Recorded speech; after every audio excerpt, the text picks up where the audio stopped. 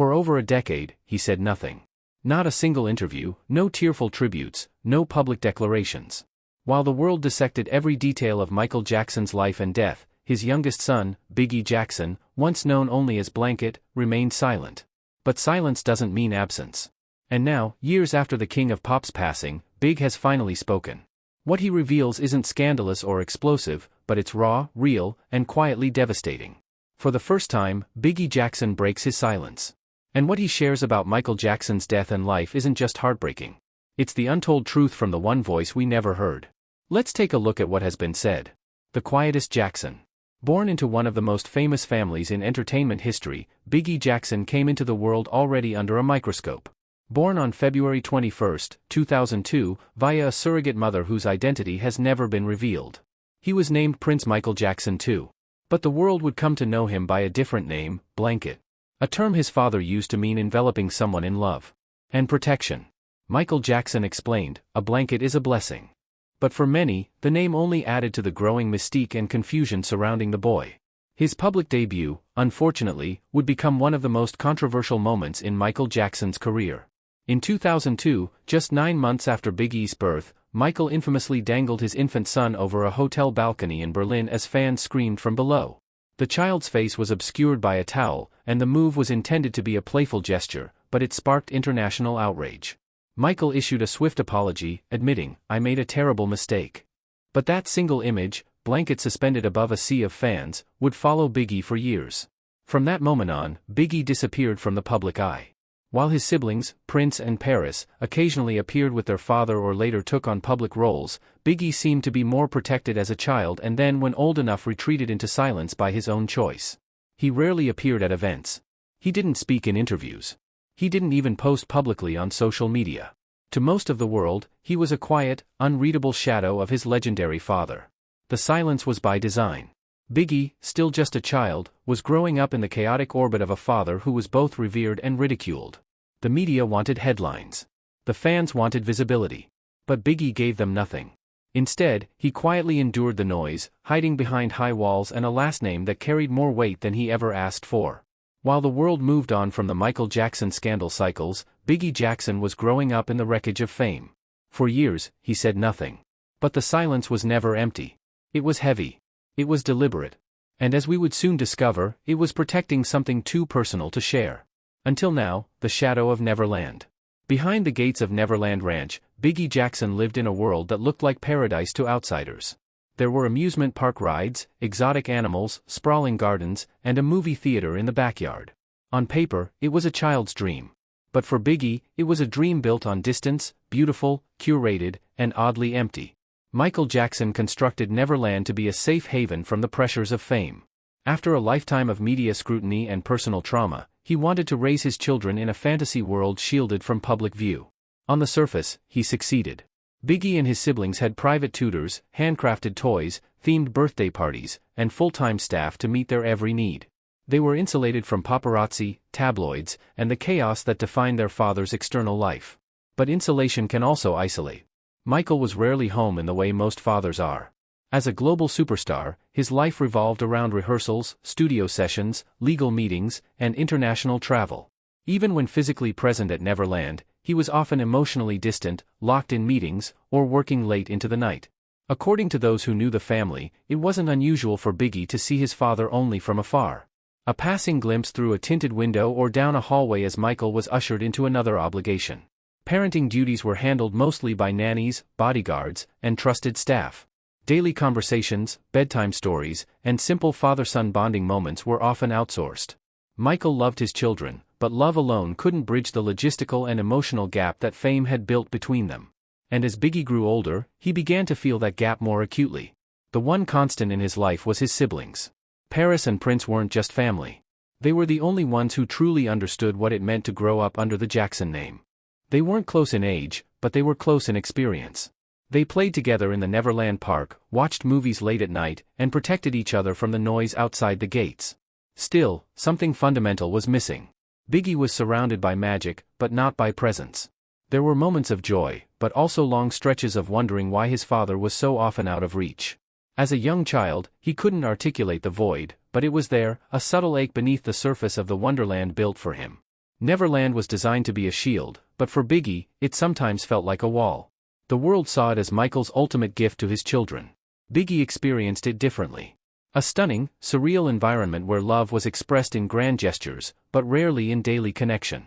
He lived in his father's creation, but not always in his father's arms. And then, at just 7 years old, that distant presence vanished for good. Grief and silence. On June 25, 2009, the world stopped. Michael Jackson, the king of pop icon and cultural titan, was gone. News of his sudden death flooded every screen, every headline, every conversation. Millions mourned the loss of a legend. But for Bigi Jackson, only 7 years old at the time, the grief hit differently. It wasn't about the music or the fame. He didn't lose a global icon. He lost a father, one he was still trying to understand, one that he still desperately needed. At the televised memorial held at the Staples Center, the world watched as Michael Jackson's children stood in front of a grieving crowd. Paris Jackson, just 11 years old, delivered an emotional tribute, her voice trembling through tears. "Ever since I was born, Daddy has been the best father you could ever imagine."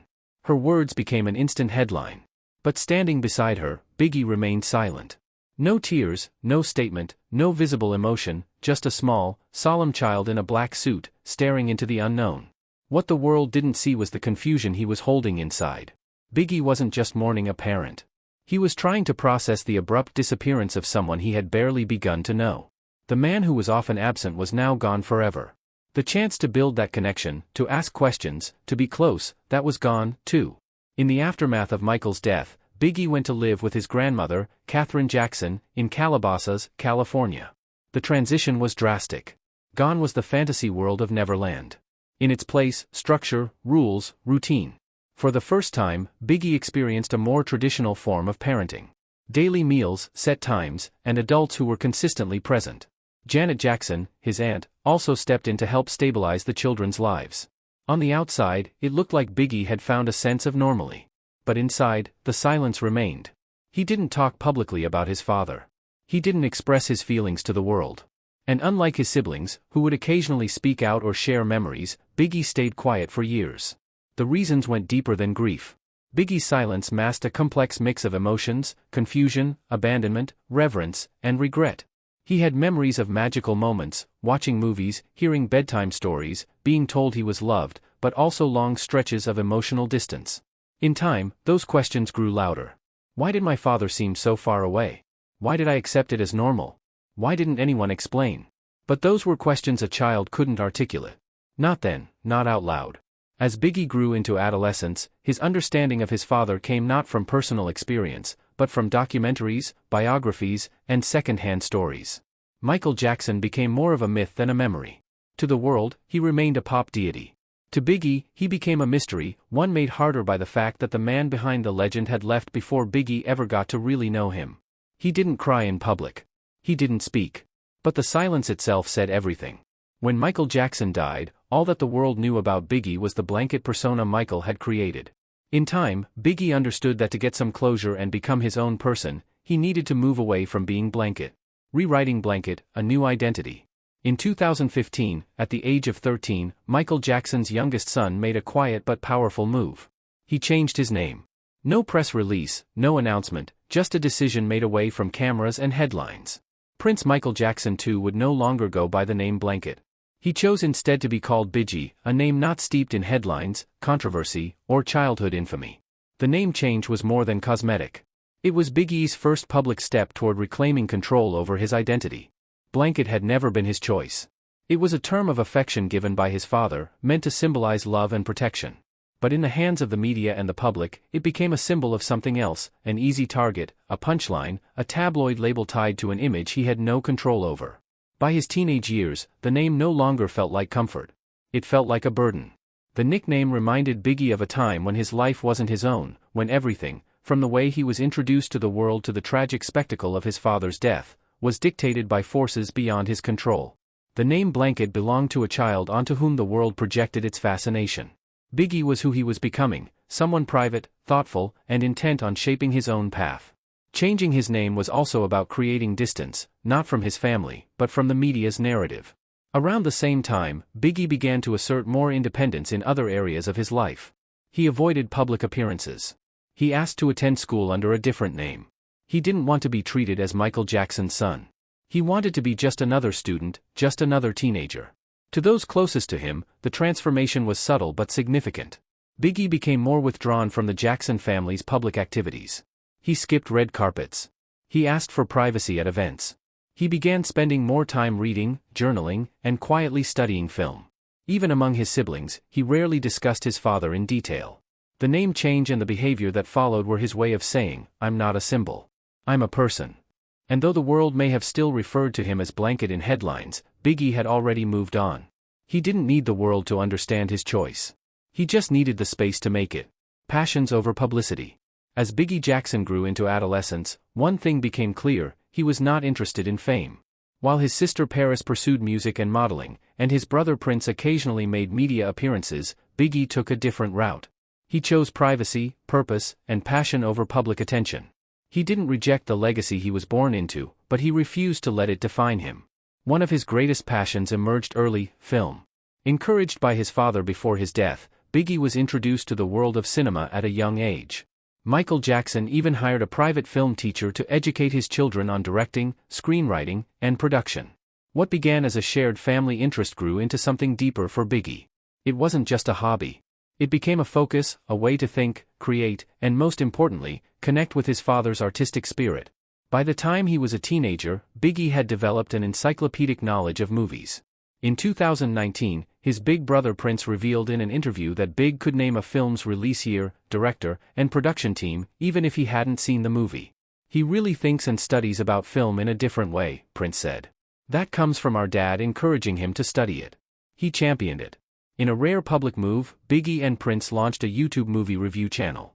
Their first review was Avengers: Endgame, followed by other titles like Marriage Story. The channel gave fans a small window into Biggie's mind: analytical, thoughtful, passionate. But even then, he kept a low profile. There were no interviews, no personal anecdotes, just quiet, focused commentary. It was never about building a personal brand or chasing followers. It was about the work. In 2021, Biggie made another rare appearance during an interview with Good Morning Britain, where he spoke briefly about his father's legacy. He didn't get emotional. He didn't overshare. He simply stated, "There's a lot of history in this house and the studio here." That's what he was all about. It was a glimpse into how he saw his role, not as a celebrity son, but as someone trying to carry forward purpose-driven creativity. Biggie also expressed interest in climate change advocacy.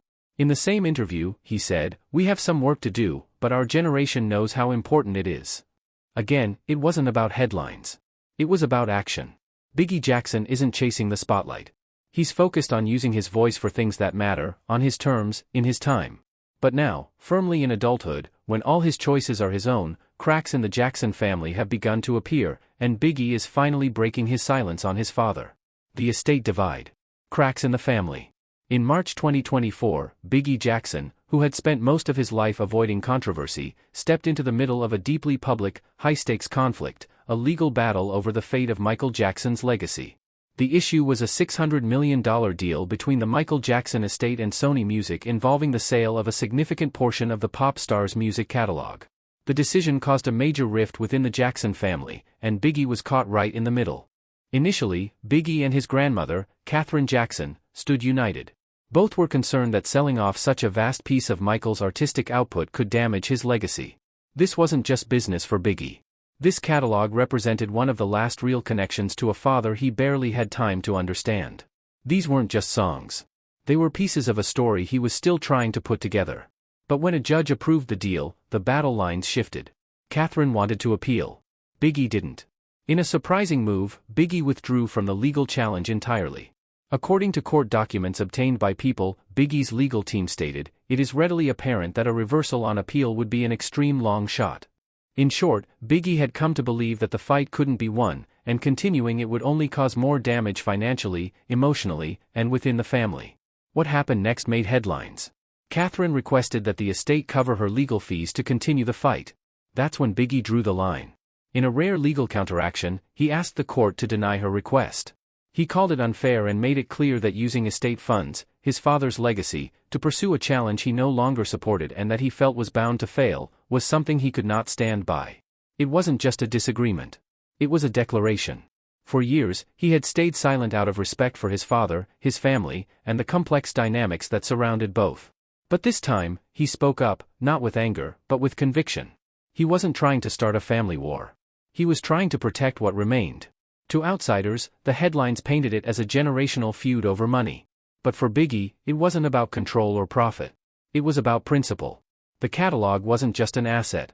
It was his father's legacy, and the endless legal battles threatened to turn it into a bargaining chip. Bigi chose not to escalate. He chose to step back, even at the cost of public misunderstanding. In a family where silence had long been his armor, this was his line in the sand. It marked a shift from quiet observer to independent voice. The youngest Jackson had spoken, and it was clear he was no longer hiding behind anyone. The moment he finally spoke, after years of quiet, Bigi Jackson finally broke his silence. Not with a media spectacle, but with a rare and emotionally grounded interview in early 2025. For someone who had spent most of his life avoiding the spotlight, the decision to speak publicly was deliberate and loaded with significance. The interview didn't come with a marketing push or family coordination. It wasn't a PR move. It was personal, and it was time. From the beginning, the interviewer didn't hold back. Some people say you weren't as close to your father as Paris and Prince were. That maybe they should be the ones leading this legal fight. What do you say to that? Bigi didn't flinch. I've heard that before, he said quietly. Then came the words that shifted everything. I've stayed quiet out of respect, but I can't hide this. What followed wasn't a scathing takedown of Michael Jackson. There was no bitterness, no accusations. Instead, Bigi spoke with precision and restraint, sharing a version of his father the world rarely heard about. The father who wasn't always present, who made mistakes, who struggled to balance fame and fatherhood. He wasn't perfect, Bigi admitted. There were times he just wasn't there. And when you're a kid, it's not always easy to understand that. Then almost in a whisper, it's bad that people don't see that part. There were times he wasn't there in the way I needed. And then he was gone, and I had no chance of ever being able to get that from him. There was no rehearsed delivery, no drama, just an honest reflection of a child now grown, processing the reality of a father he both admired and missed. It was heartbreaking because not only did it reveal that Big felt like he missed out, but with Michael Jackson's death, there was no chance to rectify it either. It's not something I ever wanted to say publicly, Big continued. Because once the truth is out, it gets twisted, but this is mine to tell, he paused, then added with clarity. He was under pressure. He had his own struggles, but that didn't mean we didn't feel the distance. Yet, even in acknowledging the flaws, Bigi reaffirmed what mattered most. Still, when we were little, he created this magical world for us. He told stories, played with us, made us feel safe. I believe he loved us. I really do. This wasn't about bitterness. It was about reconciliation with the past, with the memory, and with himself. Bigi ended with one powerful reminder. No matter what, he raised us to love each other, to stay close. That's never changed. And I know he'd be proud of that. But I'd be lying if I didn't say I still wished he were here. There were no tears, no outrage, just a young man finally speaking a truth that had lived in silence far too long. For the first time, the world heard not from Michael's fans or critics, not from documentaries or family spokespeople, but from the one person who had remained silent through it all. Bigi Jackson finally broke his silence. And it's heartbreaking because it's honest, carrying the legacy his way. At 23, Bigi Jackson is no longer the quiet boy behind the veil or the media label blanket. He's a man who has endured public trauma in private, grown up under immense pressure, and lost his father far too early. But he is now building something that is entirely his own. Not a music career, not a headline-grabbing persona, but a life of purpose, direction, and self-definition. His passion for film hasn't faded. If anything, it has intensified. What started as a childhood interest fostered by his father's deep love for storytelling and cinema has become his foundation. Perhaps it's his way of still creating a connection with his father, of feeling close to him even though he isn't around. Bigi's personal life remains closely guarded, but his values are increasingly visible. He stays connected to Prince and Paris, bound not just by family, but by shared experience. As Prince once said, no one else really understands how you grew up, but your siblings do. That understanding has helped all three navigate a world that never really gave them a choice in who they became to the public, and it's helped them all navigate their fathers passing through a shared experience. By breaking his silence, Bigi didn't offer scandal or spectacle. He offered perspective, one that was long missing from the conversation. He humanized a legend and revealed the emotional cost of growing up in his shadow. At 7 years old, he didn't have the words to express what he felt after his father's death. But now he does. His words were honest, not performative. And in a world that thrives on controversy, that kind of honesty is rare. Now that Bigi Jackson has finally broken his silence, how do you see him? Do you think it's the right time for him to speak about his father? Let us know your thoughts in the comments. Thanks for watching.